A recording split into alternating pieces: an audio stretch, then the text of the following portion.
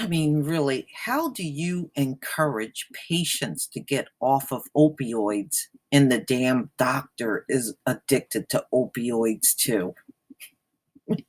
There is absolutely no end in sight to this addiction, and you can see it affect it affects people of all social classes. So it really doesn't matter. But I'm going to go ahead and play the video. A former doctor in Ontario is using his own difficult and personal experience to provide a different perspective on Canada's opioid crisis. He lost his job, his family, and for a time, his freedom, all because of an addiction to fentanyl, made worse by his easy access.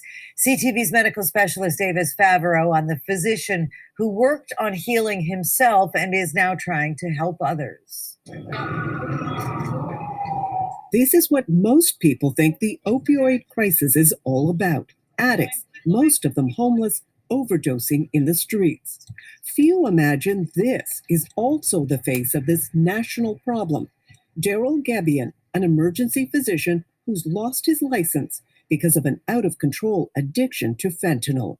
I look back and I'm shocked with my own behavior. Gebian first became addicted to Percocet after a sports injury. Over the years, his dependence grew, and while working in emergency at the Royal Victoria Hospital in Barrie, Ontario, he started using fentanyl patches to cope with withdrawal. I cut it up in small pieces and smoked one small piece of it, and it was just an incredible high. Even worse, he tricked colleagues into giving him medications, forging signatures of fellow doctors while continuing to treat patients. Hard to talk about it because people were trusting you. Yeah. So if I was the patient and I knew my physician was impaired, I'd be pretty upset. On the other side of this, thank God no one was harmed. Gebian was ultimately caught and charged with 144 counts of forgery and trafficking in a controlled substance. He underwent rehab and has spent 8 months in Joyceville prison, released on parole just before Christmas. Now 48, he's lost everything. My career, my reputation, my marriage. I have geographic separation from my kids right now. They're 5, 6, and 9. I put my in-laws through hell. I put my parents through hell. Now clean for 3 years, Gebian says he wants to help other addicts. There's construction workers, other manual laborers, doctors, dentists, news anchors, like people from all walks of life. And it's the addicts out there that we don't know about. That's the real problem. But most, he says, face an unacceptable 3 to 6 month wait for treatment. No quick access to detox or rehab. So that's how we really treat the opioid crisis. And Gebian, who now lives with his father, wants to rebuild his life and hopefully get his medical license back. You want to be a doctor again? Yes, I do. Why should we trust you? I believe people deserve a second chance, especially if they're open and honest and candid and willing to accept responsibility. And he hopes to learn later this year if the Ontario College of Physicians will allow him to get back to emergency medicine. Lisa? What a compelling interview, Avis. What are his chances, though, of being reinstated and ever getting back in the ER?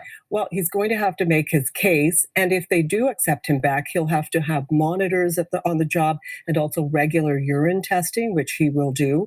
He's also still in therapy. But even if he doesn't get to be a doctor again, he says that really he wants to be an advocate, a face for the opioid crisis, because having lived it, he has clear ideas on how to solve it. All right. Valuable insight. All right, Avis, thanks for this tonight. Was it an addiction when you were taking Percocet? Not at first, but after several months, and then I kind of transitioned to take. Okay. Now, as you can see, the way I see it, this man had it easy.